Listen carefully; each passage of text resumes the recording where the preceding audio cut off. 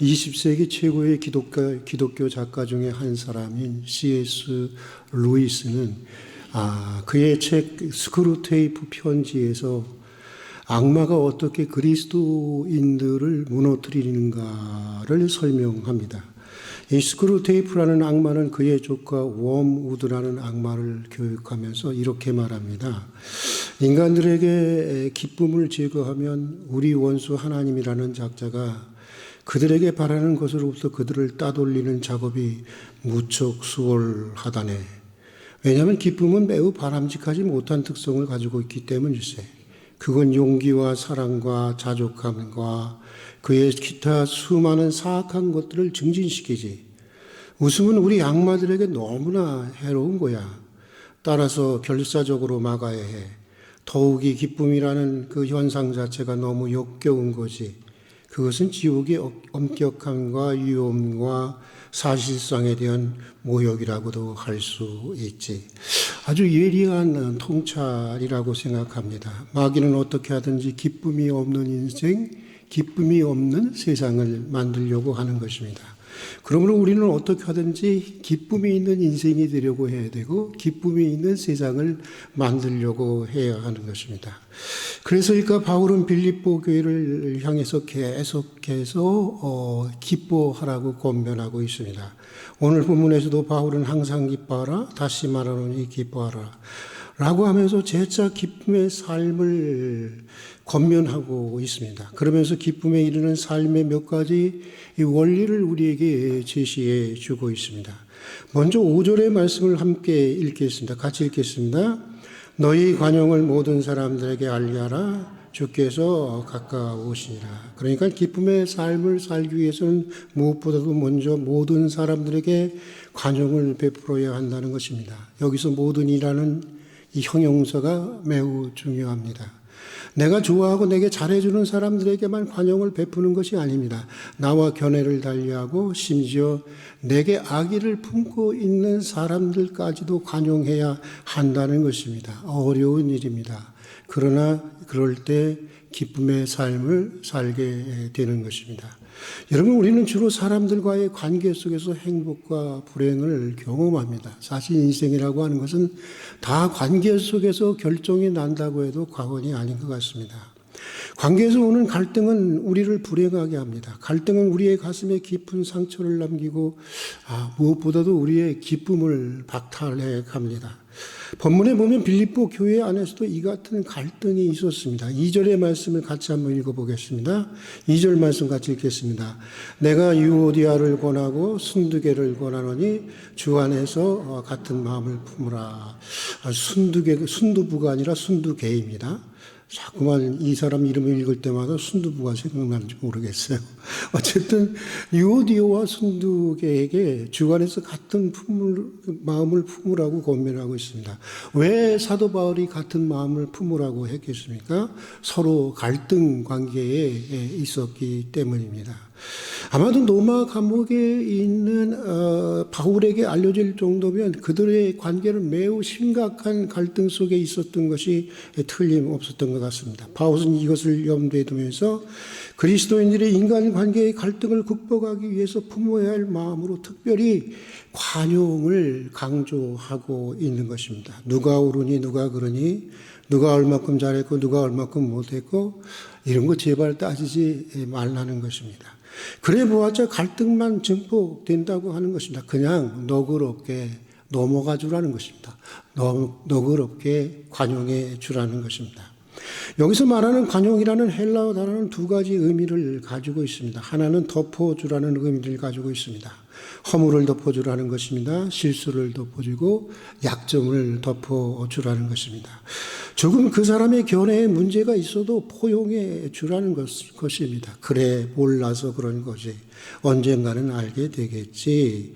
넓게 품어 주라는 것입니다. 기회를 주고 기다려 주라고 하는 것입니다. 이것이 관용이라고 하는 것입니다. 주님의 재림의 날이 가까우니 더욱 관용을 베풀며 살아야 한다는 것입니다. 왜요? 주님 앞에 그날 우리가 그 심판의 자리에 섰을 때 우리 역시 관용을 입기 위해서인 것입니다.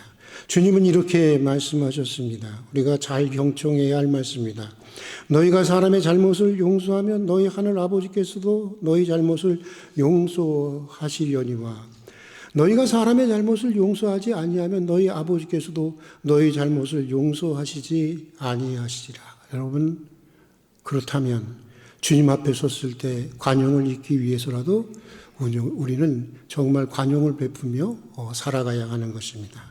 자, 또 관용이라는 말에는 세워준다는 의미가 있습니다. 본문 3절에 보면 바울은 유오디아와 순두개를 도와주라고 말하고 있습니다. 그들이 비록 갈등 관계가 있고 그걸로 인해서 교회가 조금 어지럽고 힘들다고 하더라도 그들을 비난하지 말라고 하는 것입니다.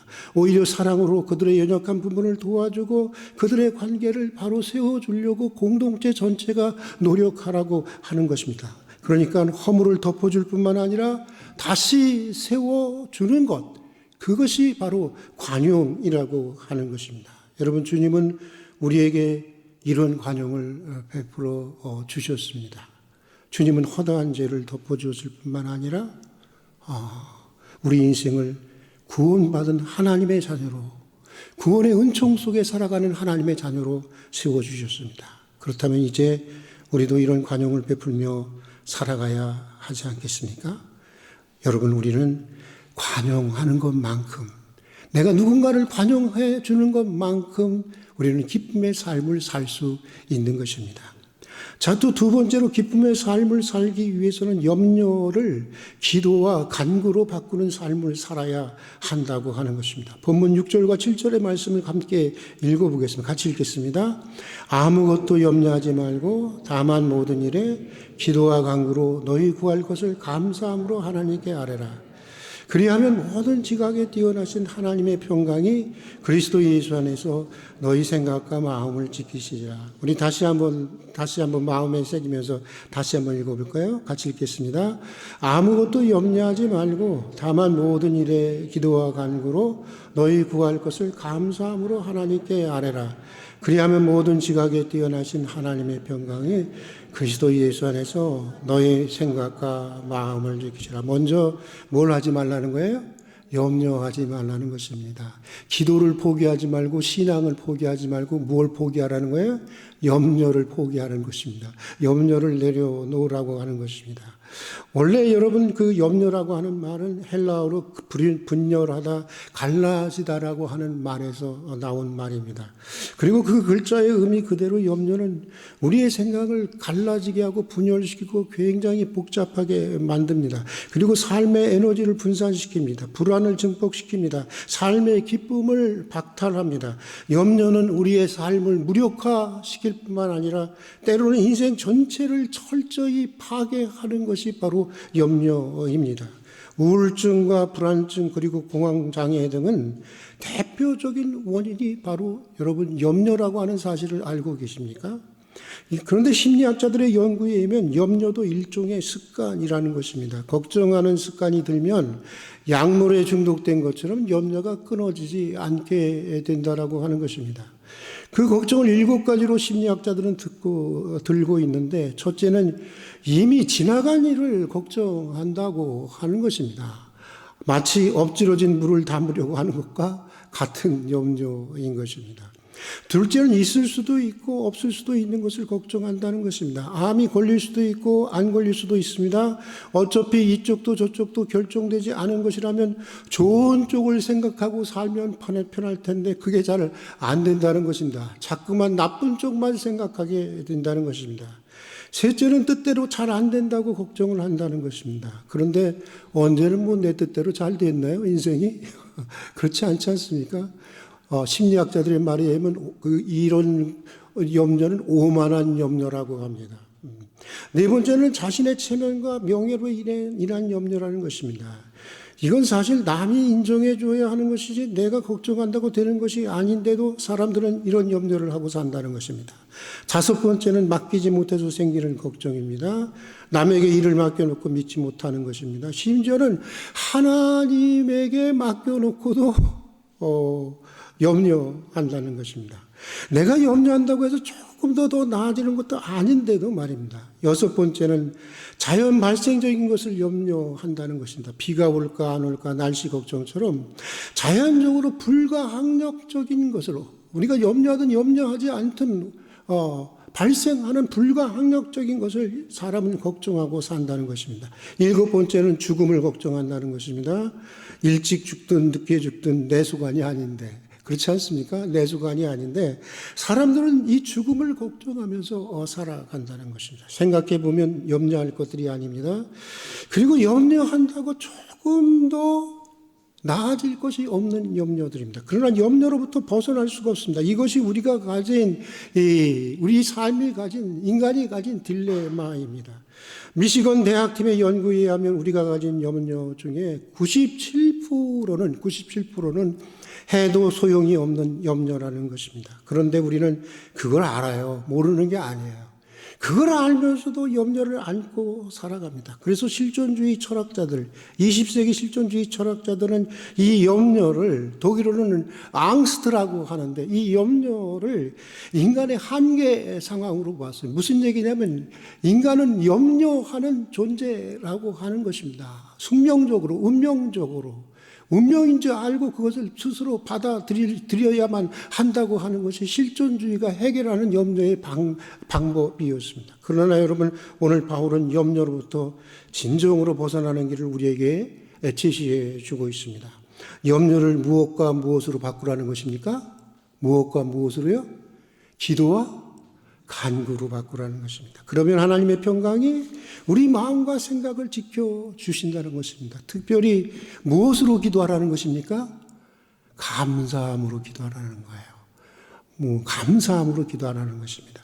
기도하면서 하나님이 누구신지, 그가 얼마나 위대하고 얼마나 광대하고 얼마나 사랑이 많으시고 얼마나 자비롭고 얼마나 선하신지를 자꾸 생각하라고 하는 것입니다. 더 특별히 지금까지 베푸신 주님의 은혜를 자꾸 떠올리라고 하는 것입니다. 그래, 지금까지도 하나님께서 이렇게 붙들어 주시지 않았어?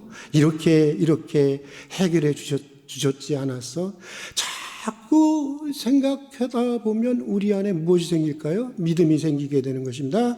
그러다 보면 마음의 평화가 다시 평화를 가져오게 되는 것입니다. 여러분, 염려는 주관적이고 심리적인 것입니다. 그런데 문제의 핵심은 우리 마음을 우리 마음대로 할 수가 없다고 하는 것입니다. 염려하지 않겠다고 해서 염려가 안 되면 정말 얼마나 좋겠습니까? 그러나 그렇게 잘 되지 않는 것이 우리의 현실입니다. 사실 우리 마음이라고 하지만 우리 마음이라고 할 수가 없습니다. 어떻게 해야겠습니까? 여러분, 다른 방법이 없습니다. 하나님의 평화가 내 마음을 붙들어야만 하는 것입니다.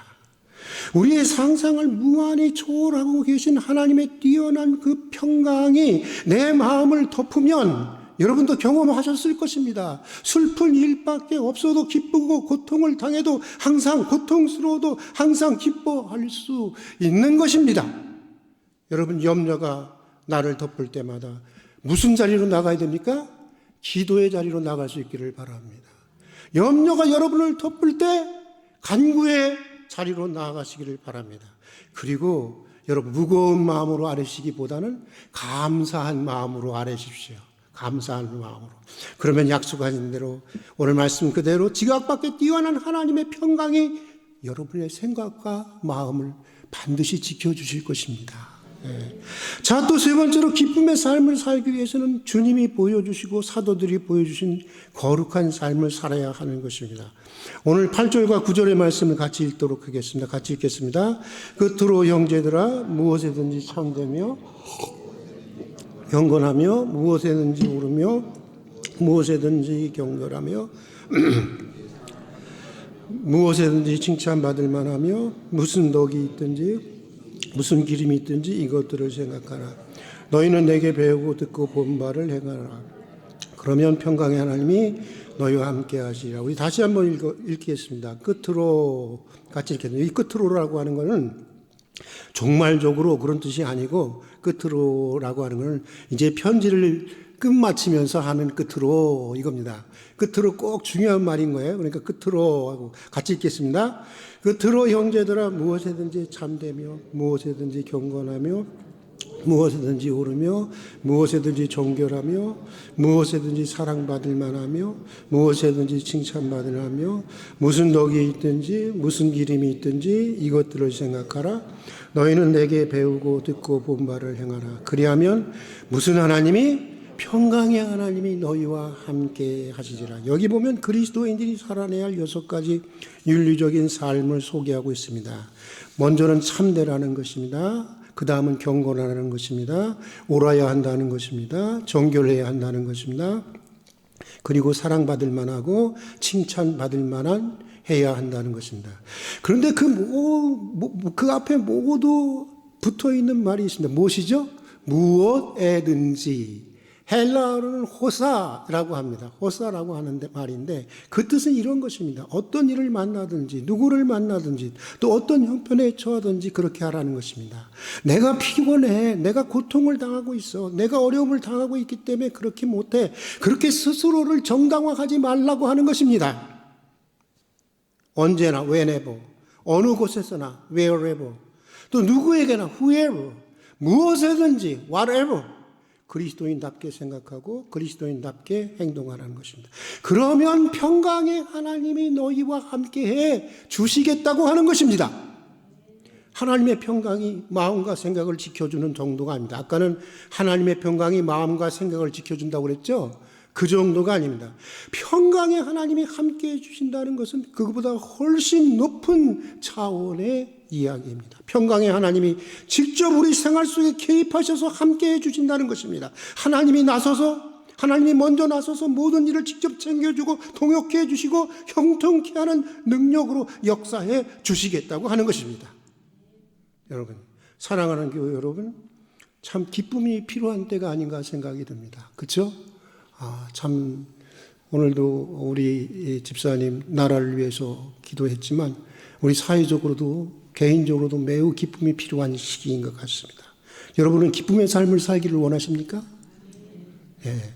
그러면 관용을 베푸는 여러분이 되기를 바랍니다. 저는 바다를 자주 생각을 해요. 잘 안 되지만 자꾸만 생각하려고 합니다. 여러분 바다는 모든 물줄기들을 받아들이잖아요. 강물줄기들을. 그렇죠? 그러면서 그것으로 자기를 넓히면서도 자기의 고유한 색깔을 잃지 않아요. 우리도 좀 그래 보면 어떨까? 이런저런 모든 것들을 받아들이면서도 우리들의 고유한 신앙의 색깔은 잃지 않는 그런 하나님 관용의 사람들이 대부분 어떨까? 이런 생각이 듭니다. 또 여러분 두 번째로 아무것도 염려하지 말고 감사함으로 기도할 수 있기를 바랍니다. 무엇으로 기도하라고요? 감사함으로 기도. 그리고 주님이 보여주신 대로 또 사도들이 우리에게 가르쳐 주신 대로 거룩한 삶을 사십시오. 무엇에든지 참되며 우리 같이 따라서 합시다. 무엇에든지 참되며 무엇에든지 경건하며 무엇에든지 오르며 무엇에든지 정결하며 무엇에든지 사랑받을 만하며 무엇에든지 칭찬받을 만한 삶. 여러분 그런 삶을 살 수 있는 여러분이 될 수 있기를 주의 이름으로 축복합니다. 하나님의 평강이 여러분의 생각과 마음을 지키실 뿐만 아니라 평강의 하나님이 여러분의 삶을 지키실 것입니다.